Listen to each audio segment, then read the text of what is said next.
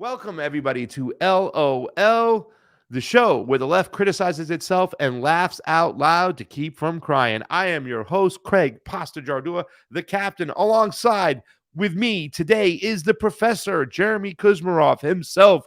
He is a professor over at Tulsa Community College, as well as an author of many books, including his newest book, Warmonger, the story about the Bill Clintons and all the rest of those clan over there. Professor, how are you doing today? Great, thank you. Guys, if you like this segment, you want to see more of it, you can always watch it live on Pasta to Go on our Twitter, our Rumble, and our YouTube. But remember, we'll be on the radio at WBAI New York and the Progressive News Radio Network. Mr. Kuzmarov, we got a lot of protests going on right now. The Palestinian protests out there are kind of raging. Well, I don't know about you. Little caveat before we get started.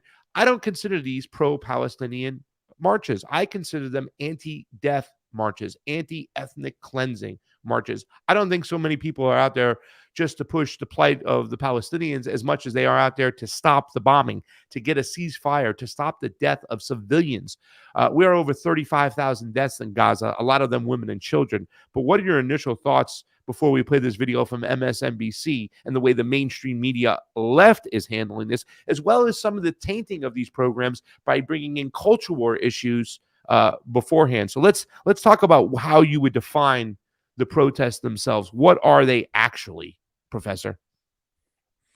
Well, these are students who've seen horrific images of what the Israeli army has done with U.S. weapons to the population of Gaza. There are at least 35,000 people that have been killed, 13 or 14,000 children. There's a threat of mass starvation and famine. There's living conditions we can only imagine.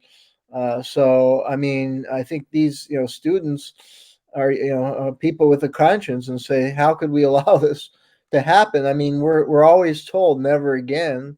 And there are a lot of Jewish students in the protests. And, I grew up in the Jewish community, and that's what we're told, never again in something like the Nazi Holocaust.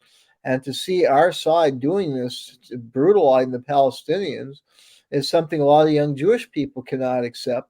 So I think it's great that they want to raise their voice and say no, and they don't want their universities involved in this in any way, and they want an end to the violence. So that's Yeah. good of them. The first thing that comes to mind is seeing these fugazi fake leftists within our Congress, like the squads, all of a sudden standing up now wanting a ceasefire.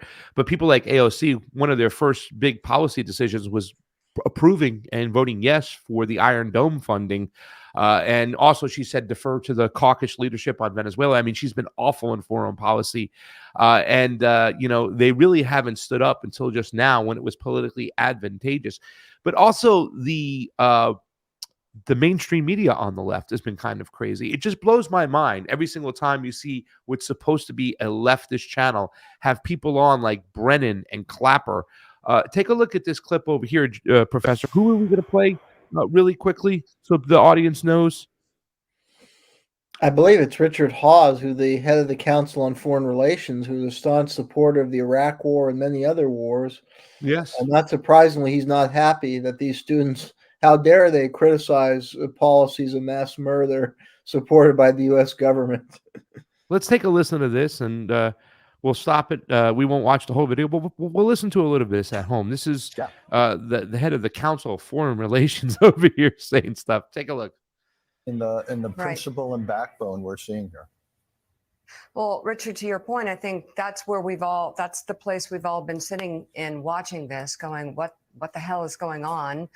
What are these universities doing? Why aren't they doing something? And I'll echo the horror that this does look like January 6th. What a terrible example for our students. At the same time, these are young adults. And the question is, why do you choose to learn about the complexities of other situations around the world? But this one, you want to set up an encampment. This one, you want to scare people. This one, you want to come to the edge of violence or even go to violence. Not the this edge. one, They're you breaking into risk buildings. your future and your education for. See, I think these college students obviously are missing the part where they need to see what's going on across the country with these protests. that it's now in the realm of violence. It's in the realm of hatred, whether some are peaceful or not. They need to watch the news and look at all the different arguments and be adults, or start learning to be adults, and set up discussions and debates across college campuses, or their colleges or universities are going to have no choice but to expel them and ruin their future, the impact they want to have on the community, society, and the world at some point. But let's then go to the hard part of this. What is the solution for college, university presidents and deans who want to maintain control but also preserve free speech? On the what are solutions? Let's talk about solutions. It's very simple. You first of all, you enforce the rules of your college campuses. There is a concept. Well, but you know that at this point would be hard to do. Well, no. Actually, I'm just saying, you go out there and you start arresting people. Yeah, you do. You either follow the law, you don't follow the law. There's a concept. I don't think it's that simple. In the First Amendment.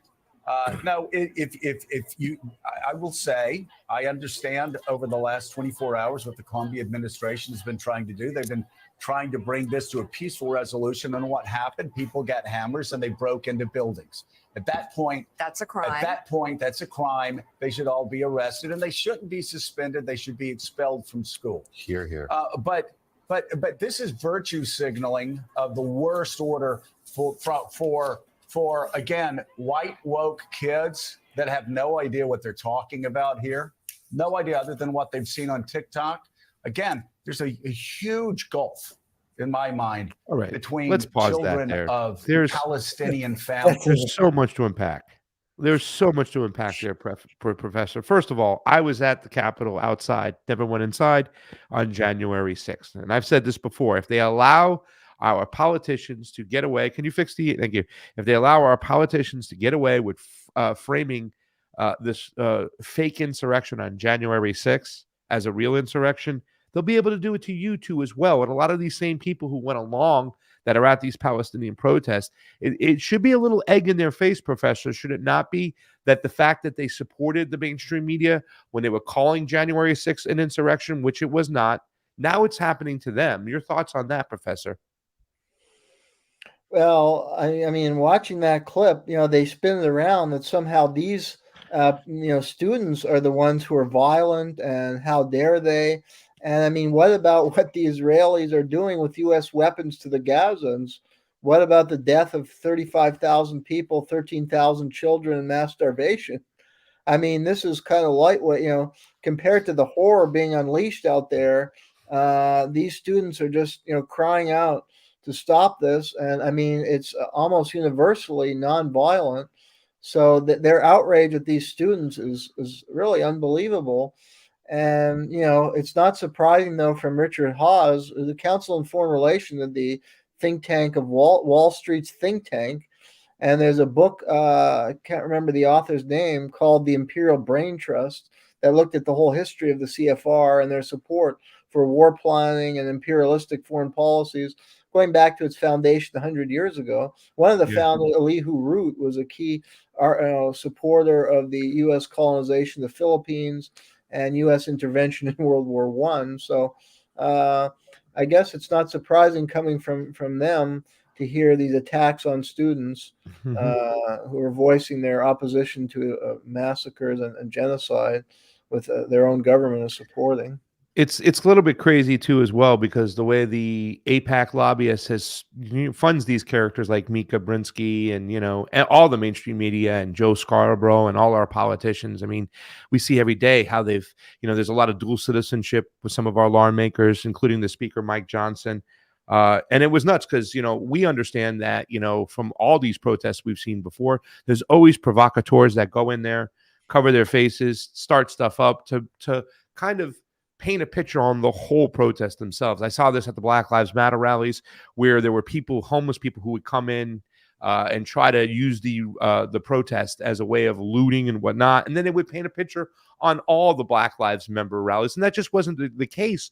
The leaderships of Black Lives Matters at these rallies said, come home, protest, come here, protest, and then go home peacefully. However, they're doing the same thing over here right now, breaking in and whatnot. And also to the mention of TikTok. They don't care about freedom of speech. They try to, how do we, maintain figure of speech, but make sure that these rallies are still wholesome and stuff. But let's talk about some of the criticisms we need to talk about when it comes to what's going on, because I think they are. If I could just add one point, is that he was so condescending to these students, mocking them that they only get their information from TikTok, when a lot of these students are very intelligent. I've taught college students for years now, and many of them are highly intelligent and well informed. So this really is just totally condescending and disturbing. It's terrible. It is awful. But let's talk about the broader picture here, because even though I am happy that there are protests going on about what's going on with the state of Israel and the United States backing it, providing the weapons, like I said before, all this talk, we hear this hot air, right? This, what's it called? The Milli Vanilli, lip service of sorts, right? Where they say, oh, we have to have a ceasefire. We have to stop. The Netanyahu government has to calm down. Meanwhile, we're providing the weapons. It's just ridiculous. How is today's student protesters, though, compared to the past generations of student protesters? Because when I see people get out there for this cause, I say to myself, why aren't they out there for what we did in the Donbass in the Ukraine? Why aren't we looking the direct line of weapons that are provided from Israel straight to the Zelensky government? I mean, aren't we missing stuff here by just being selective to say we're going to protest against the state of Israel? I agree with you. Yeah. And, in the 60s, you had an organization called Students for Democratic Society that emerged. And it started with the Port Huron Statement, which was a large critique of the culture and climate of the Cold War and its repressive aspects, and of U.S. foreign policy in the Cold War and the over-militarization and the threat of nuclear war that resulted from confrontational policies towards Russia. So, very clearly we need a new Student for Democratic Society, because a lot of the same problem, the original Cold Wars, are with us again in this new Cold War. And so this student generation, to only focus on Israel is very limited. They have to look at U.S. aid to Israel as part of the larger imperialistic policy in the Middle East and in the world that's threatening the outbreak of World War III in the Middle East, as well as with Russia and China, and the threat of nuclear war that's creating, the mispriority of government spending. So these are issues they should be addressing. The slogan shouldn't just be about free Palestine. And Palestinians are not the only oppressed group around the world. They could champion the cause of the Kashmiris, who've been oppressed by India. They're, people in sub-Saharan Africa. Morocco has an occupation over the Western Sahara. So, they can link the Palestinian plight with other groups. But, since they're living in the United States, they should, develop a broader anti-war, anti-imperialist message, and that can extend off campus. A lot of Americans are not happy about this recent aid bill and, billion of their taxpayer dollars going into the nebulous foreign wars that bring no benefit to the public, that threaten World War III, threaten the outbreak of nuclear war. They want to see their taxpayer dollars going into education, into healthcare. Yeah. So I think a new SDS needs to form with a positive message that can attract Americans from across the country that we want our government to invest in us, in a future generation, and not to provoke wars overseas. Well, somebody put something in the chat that they think that a lot of these students can learn a lot from looking at some anti-war movements in the past. How do today's students really, compare to what was happening back then to the students of old right now? I always kind of speak out about the fact that the education system today is so tainted. It's not that good. You're a professor yourself, and you can make such a great impact with a class that's very entertaining, and people want to listen to you and learn more. We understand how the individual professor can make such a difference, but the overall system itself, it seems like the information out there that needs to be taught, the curriculum of sorts, is not what it used to be. I would always say that a college education today is equivalent to a high school education 30, 40 years ago. What are they missing today in these protests that they did have back in the day? Well, that's a very good question. It's difficult to answer. There are serious problems in higher education today, including the lack of, tenured or full-time position. They're more and more hiring adjunct faculty who are overstressed, overworked, don't have time to properly prepare their classes. So that in itself the problem. There's a culture of conformity in academia. Not just, there's a lot of attention on new McCarthyism related to Middle East studies, but there are other areas that this affects that don't get any attention, like the field of U.S.-Russia relations and the history of the Cold War. A lot of the dominant people in that field that I was in are neoconservatives. And there used to be a Wisconsin school in the 60s with the criticism of the Vietnam War. There was a whole group of historians around William Appleman Williams, who was a professor at the University of Wisconsin, who developed this political economic analysis of U.S. empire and how corporations drove U.S. military interventions and foreign policy. This school was basically obliterated. There was a new vogue of attacking this school, and anyone promoting this kind of political economic analysis was basically purged from the academy and can't get tenure or full-time teaching positions, certainly not an elite university. So students don't get that kind of critical grounding in political economy or the history of U.S. Empire that they might have gotten. Now, I think the 60s protests focused a lot on the shortcomings of education in the 50s and early 60s, and they pressed for an opening of the curriculum, and they pressed for things like Black studies, which didn't exist before and now do exist. You could argue that they've gone too far and overcompensated, that there's so many courses on Black studies, the expense of political economic issues and U.S. empire is not really taught at all. So. You wrote an article about the Pentagon, right? The Pentagon. I mean, because I want to dive further into this right now. Where we were then to where we are today, the Pentagon has been recolonizing university campuses, right? Why aren't more students protesting? And also this other article you wrote too as well, where FIU hired a failed Venezuelan coup plotter, Juan Guaido. Is the reason why some of these protests today, and we'll get into the second part about that, because I think there's a, I don't want to say harming, but a lessening of the protest itself when a lot of these students bring their culture war issues into the whole picture. But before we get into that real quick, is this about the Pentagon and years of work within the college system to making sure that a lot of momentum is not gained with the anti-war movement? I think so, yeah. And this is what they should be protesting. I wrote this article a year ago, but these protests seem very narrowly focused on Israel-Palestine, when they should be broader protests about the militarization of higher education. And this article goes into and provides a lot of good detail about the Pentagon contract that schools are getting and how the faculty are doing research for development of drones, even nuclear weapon. There are 40 or 50 campuses where they're developing nuclear weapons, and whole engineering labs are sponsored by military defense contractors. So that should be a major focus, of protest.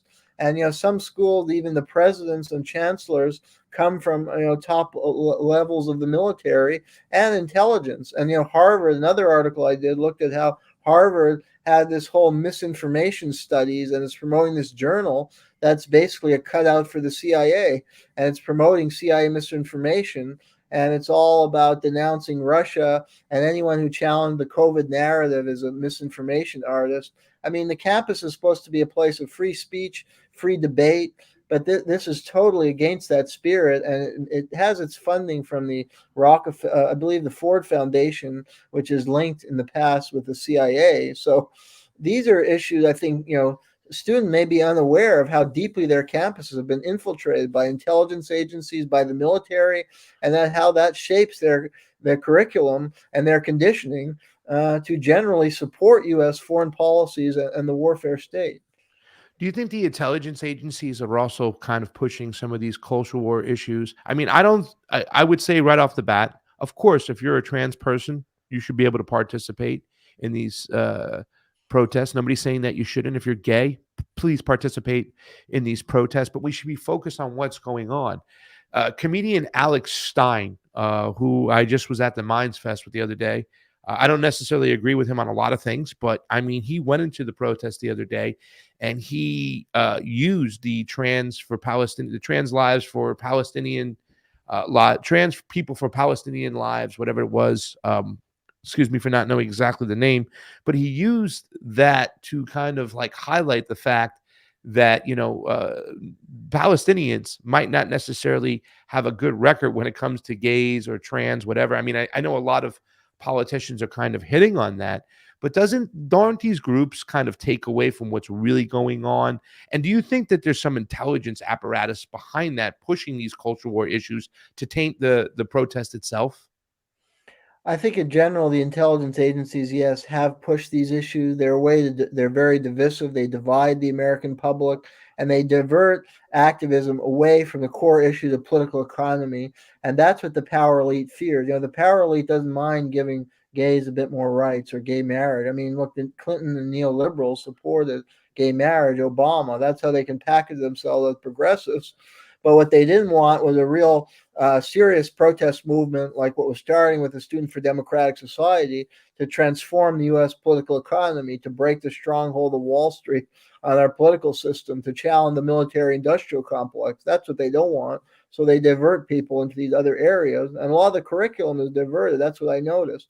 There are a ton of courses that address culture war issues, feminism, Black study. I mean, I think that is good. There was a dearth of those courses prior to the 60s, but they pushed that, I think, deliberately at the expense of courses that would tackle issues of political economy, U.S. empire, East-West relations, and that would lead to a broader consciousness and political movement against empire and against the plutocracy.